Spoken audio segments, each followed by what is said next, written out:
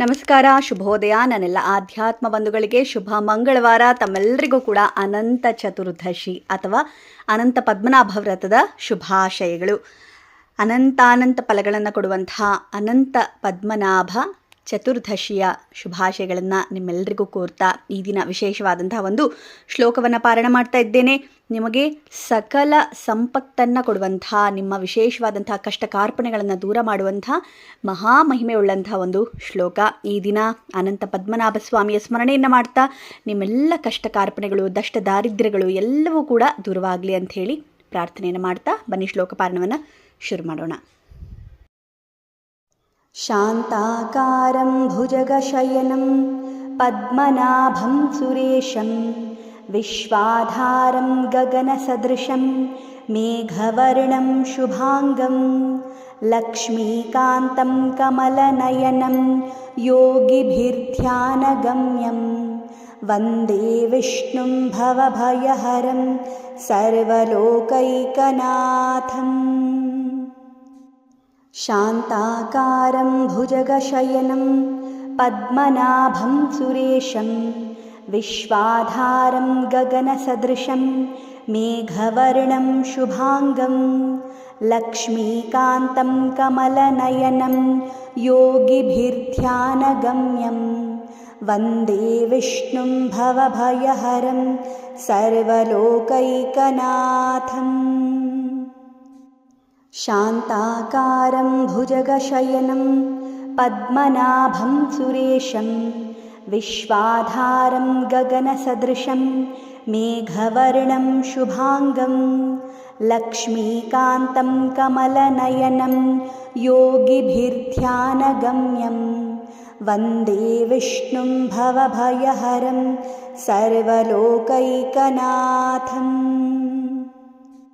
ಶಾಂತಾಕಾರಂ ಭುಜಗಶಯನಂ ಪದ್ಮನಾಭಂ ಸುರೇಶಂ ವಿಶ್ವಾಧಾರಂ ಗಗನಸದೃಶಂ ಮೇಘವರ್ಣಂ ಶುಭಾಂಗಂ ಲಕ್ಷ್ಮೀಕಾಂತಂ ಕಮಲನಯನಂ ಯೋಗಿಭಿರ್ಧ್ಯಾನಗಮ್ಯಂ ವಂದೇ ವಿಷ್ಣುಂ ಭವಭಯಹರಂ ಸರ್ವಲೋಕೈಕನಾಥಂ.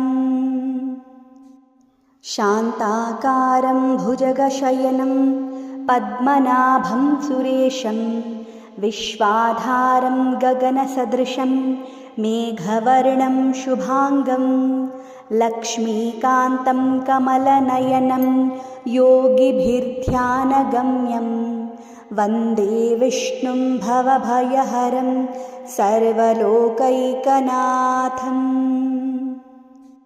ಶಾಂತಾಕಾರಂ ಭುಜಗಶಯನಂ ಪದ್ಮನಾಭಂ ಸುರೇಶಂ ವಿಶ್ವಾಧಾರಂ ಗಗನಸದೃಶಂ ಮೇಘವರ್ಣಂ ಶುಭಾಂಗಂ ಲಕ್ಷ್ಮೀಕಾಂತಂ ಕಮಲನಯನಂ ಯೋಗಿಭಿರ್ಧ್ಯಾನಗಮ್ಯಂ ವಂದೇ ವಿಷ್ಣುಂ ಭವಭಯಹರಂ ಸರ್ವಲೋಕೈಕನಾಥಂ.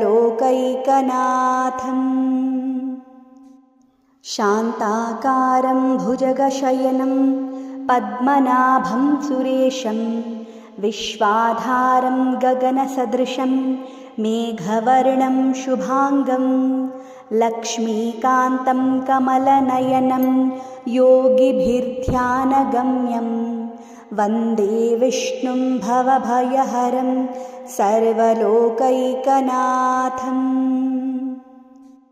ಶಾಂತಾಕಾರಂ ಭುಜಗಶಯನಂ ಪದ್ಮನಾಭಂ ಸುರೇಶಂ ವಿಶ್ವಾಧಾರಂ ಗಗನಸದೃಶಂ ಮೇಘವರ್ಣಂ ಶುಭಾಂಗಂ ಲಕ್ಷ್ಮೀಕಾಂತಂ ಕಮಲನಯನಂ ಯೋಗಿಭಿರ್ಧ್ಯಾನಗಮ್ಯಂ ವಂದೇ ವಿಷ್ಣುಂ ಭವಭಯಹರಂ ಸರ್ವಲೋಕೈಕನಾಥಂ.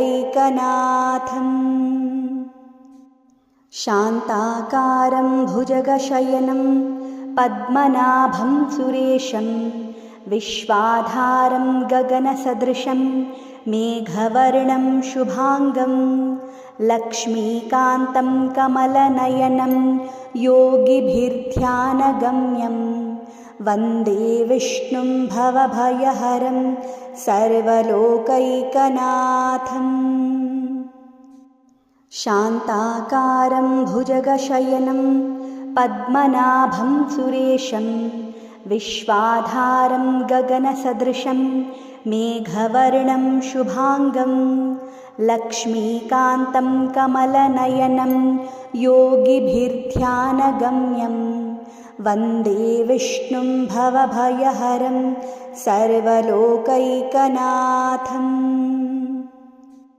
शान्ताकारं भुजगशयनं पद्मनाभं सुरेशं विश्वाधारं गगनसदृशं मेघवर्णं शुभाङ्गं लक्ष्मीकान्तं कमलनयनं योगिभिर्ध्यानगम्यं वन्दे विष्णुं भवभयहरं सर्वलोकैकनाथम्। शान्ताकारं भुजगशयनं पद्मनाभं सुरेशं विश्वाधारं गगनसदृशं मेघवर्णं शुभाङ्गं लक्ष्मीकान्तं कमलनयनं योगिभिर्ध्यानगम्यं वन्दे विष्णुं भवभयहरं सर्वलोकैकनाथम्। शान्ताकारं भुजगशयनं पद्मनाभं सुरेशं विश्वाधारं गगनसदृशं मेघवर्णं शुभाङ्गं लक्ष्मीकान्तं कमलनयनं योगिभिर्ध्यानगम्यं वन्दे विष्णुं भवभयहरं सर्वलोकैकनाथम्। शान्ताकारं भुजगशयनं पद्मनाभं सुरेशं विश्वाधारं गगनसदृशं मेघवर्णं शुभाङ्गं लक्ष्मीकान्तं कमलनयनं योगिभिर्ध्यानगम्यं वन्दे विष्णुं भवभयहरं सर्वलोकैकनाथम्। शान्ताकारं भुजगशयनं पद्मनाभं सुरेशं विश्वाधारं गगनसदृशं मेघवर्णं शुभाङ्गं लक्ष्मीकान्तं कमलनयनं योगिभिर्ध्यानगम्यं वन्दे विष्णुं भवभयहरं सर्वलोकैकनाथम्। शान्ताकारं भुजगशयनं पद्मनाभं सुरेशं विश्वाधारं गगनसदृशं मेघवर्णं शुभाङ्गं लक्ष्मीकान्तं कमलनयनं योगिभिर्ध्यानगम्यं वन्दे विष्णुं भवभयहरं सर्वलोकैकनाथम्। शान्ताकारं भुजगशयनं पद्मनाभं सुरेशं विश्वाधारं गगनसदृशं मेघवर्णं शुभाङ्गं लक्ष्मीकान्तं कमलनयनं योगिभिर्ध्यानगम्यं वन्दे विष्णुं भवभयहरं सर्वलोकैकनाथम्। शान्ताकारं भुजगशयनं पद्मनाभं सुरेशं विश्वाधारं गगनसदृशं मेघवर्णं शुभाङ्गं लक्ष्मीकान्तं कमलनयनं योगिभिर्ध्यानगम्यं वन्दे विष्णुं भवभयहरं सर्वलोकैकनाथम्। शान्ताकारं भुजगशयनं पद्मनाभं सुरेशं विश्वाधारं गगनसदृशं मेघवर्णं शुभाङ्गं लक्ष्मीकान्तं कमलनयनं योगिभिर्ध्यानगम्यं वन्दे विष्णुं भवभयहरं सर्वलोकैकनाथम्। शान्ताकारं भुजगशयनं पद्मनाभं सुरेशं विश्वाधारं गगनसदृशं मेघवर्णं शुभाङ्गं लक्ष्मीकान्तं कमलनयनं योगिभिर्ध्यानगम्यं वन्दे विष्णुं भवभयहरं सर्वलोकैकनाथम्।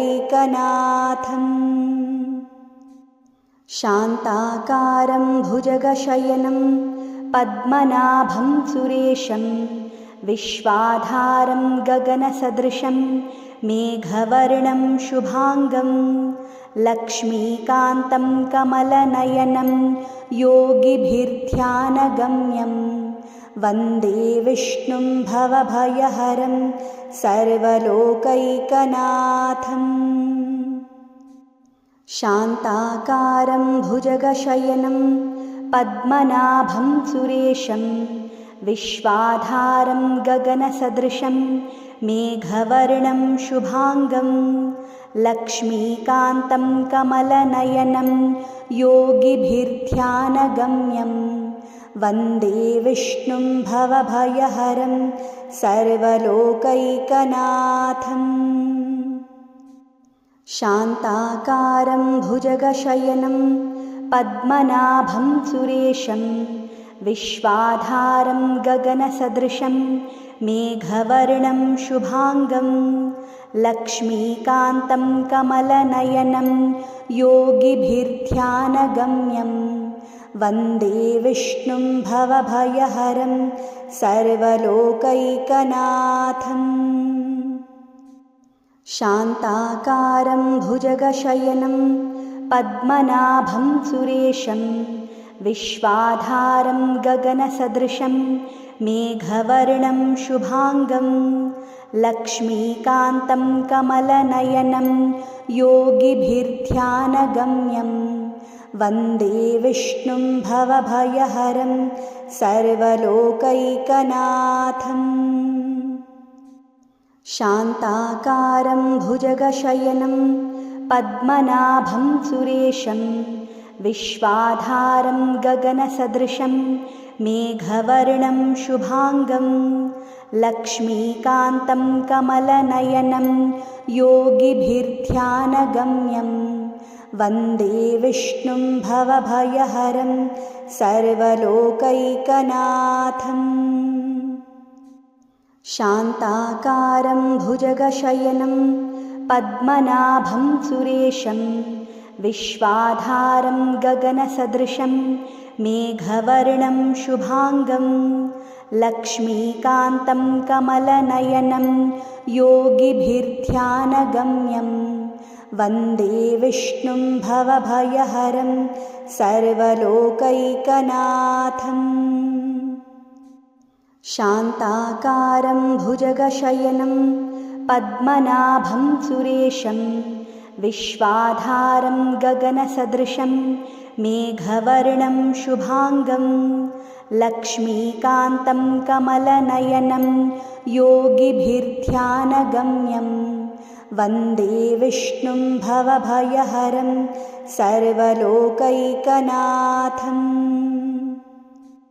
शान्ताकारं भुजगशयनं पद्मनाभं सुरेशं विश्वाधारं गगनसदृशं मेघवर्णं शुभाङ्गं लक्ष्मीकान्तं कमलनयनं योगिभिर्ध्यानगम्यं वन्दे विष्णुं भवभयहरं सर्वलोकैकनाथम्। शान्ताकारं भुजगशयनं पद्मनाभं सुरेशं विश्वाधारं गगनसदृशं मेघवर्णं शुभाङ्गं लक्ष्मीकान्तं कमलनयनं योगिभिर्ध्यानगम्यं वन्दे विष्णुं भवभयहरं सर्वलोकैकनाथम्।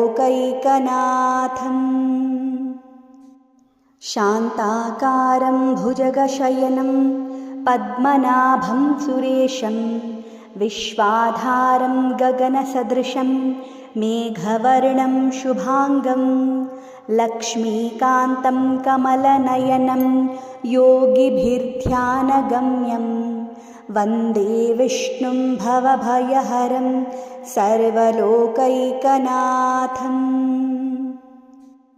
शान्ताकारं भुजगशयनं पद्मनाभं सुरेशं विश्वाधारं गगनसदृशं मेघवर्णं शुभाङ्गं लक्ष्मीकान्तं कमलनयनं योगिभिर्ध्यानगम्यं वन्दे विष्णुं भवभयहरं सर्वलोकैकनाथम्। शान्ताकारं भुजगशयनं पद्मनाभं सुरेशं विश्वाधारं गगनसदृशं मेघवर्णं शुभाङ्गं लक्ष्मीकान्तं कमलनयनं योगिभिर्ध्यानगम्यं वन्दे विष्णुं भवभयहरं सर्वलोकैकनाथम्। शान्ताकारं भुजगशयनं पद्मनाभं सुरेशं विश्वाधारं गगनसदृशं मेघवर्णं शुभाङ्गं लक्ष्मीकान्तं कमलनयनं योगिभिर्ध्यानगम्यं वन्दे विष्णुं भवभयहरं सर्वलोकैकनाथम्।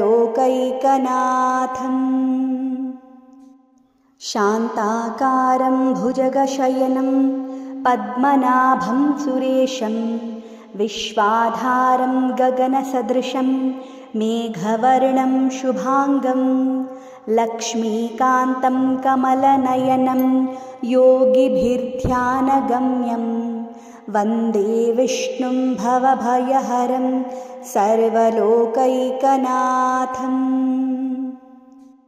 शान्ताकारं भुजगशयनं पद्मनाभं सुरेशं विश्वाधारं गगनसदृशं मेघवर्णं शुभाङ्गं लक्ष्मीकान्तं कमलनयनं योगिभिर्ध्यानगम्यं वन्दे विष्णुं भवभयहरं सर्वलोकैकनाथम्। शान्ताकारं भुजगशयनं पद्मनाभं सुरेशं विश्वाधारं गगनसदृशं मेघवर्णं शुभाङ्गं लक्ष्मीकान्तं कमलनयनं योगिभिर्ध्यानगम्यं वन्दे विष्णुं भवभयहरं सर्वलोकैकनाथम्।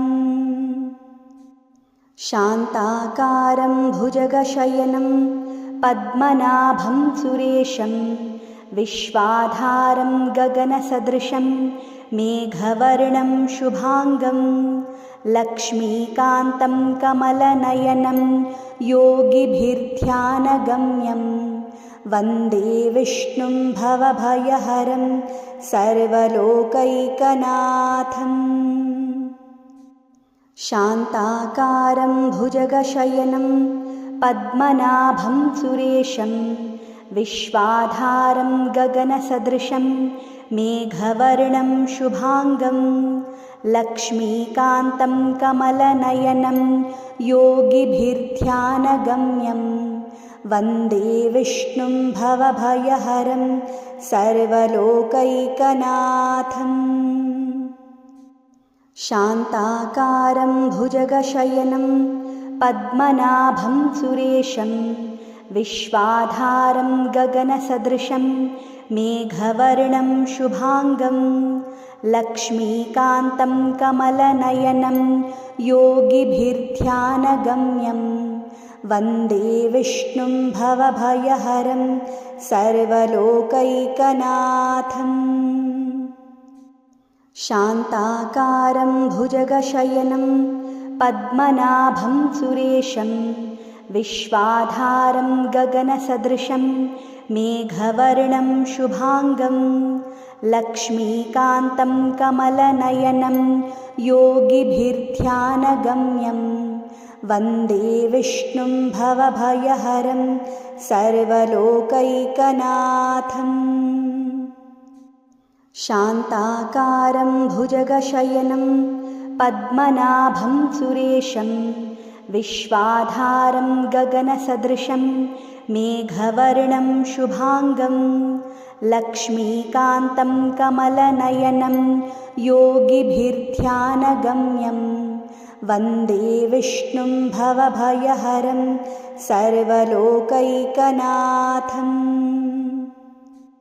शान्ताकारं भुजगशयनं पद्मनाभं सुरेशं विश्वाधारं गगनसदृशं मेघवर्णं शुभाङ्गं लक्ष्मीकान्तं कमलनयनं योगिभिर्ध्यानगम्यं वन्दे विष्णुं भवभयहरं सर्वलोकैकनाथम्।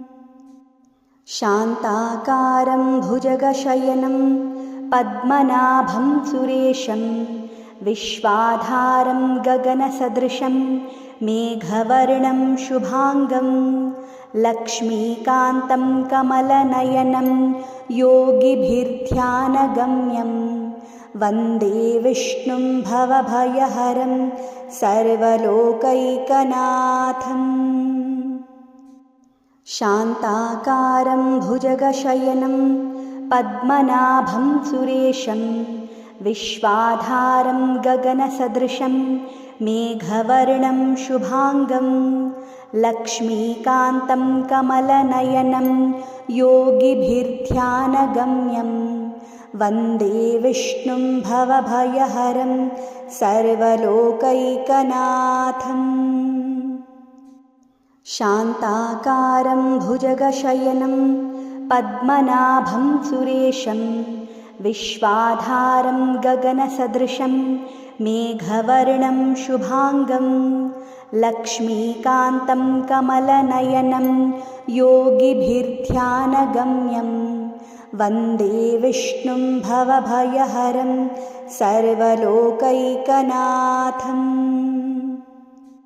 शान्ताकारं भुजगशयनं पद्मनाभं सुरेशं विश्वाधारं गगनसदृशं मेघवर्णं शुभाङ्गं लक्ष्मीकान्तं कमलनयनं योगिभिर्ध्यानगम्यं वन्दे विष्णुं भवभयहरं सर्वलोकैकनाथम्।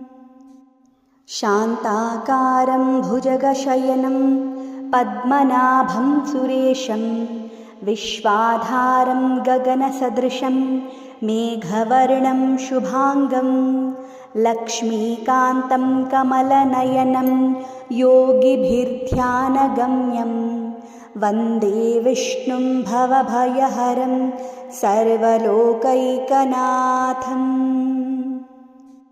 शान्ताकारं भुजगशयनं पद्मनाभं सुरेशं विश्वाधारं गगनसदृशं मेघवर्णं शुभाङ्गं लक्ष्मीकान्तं कमलनयनं योगिभिर्ध्यानगम्यं वन्दे विष्णुं भवभयहरं सर्वलोकैकनाथम्।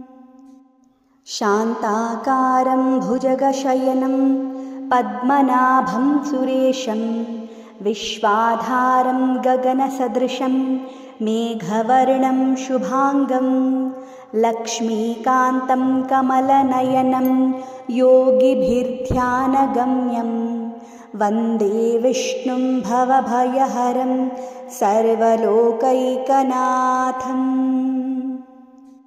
शान्ताकारं भुजगशयनं पद्मनाभं सुरेशं विश्वाधारं गगनसदृशं मेघवर्णं शुभाङ्गं लक्ष्मीकान्तं कमलनयनं योगिभिर्ध्यानगम्यं वन्दे विष्णुं भवभयहरं सर्वलोकैकनाथम्।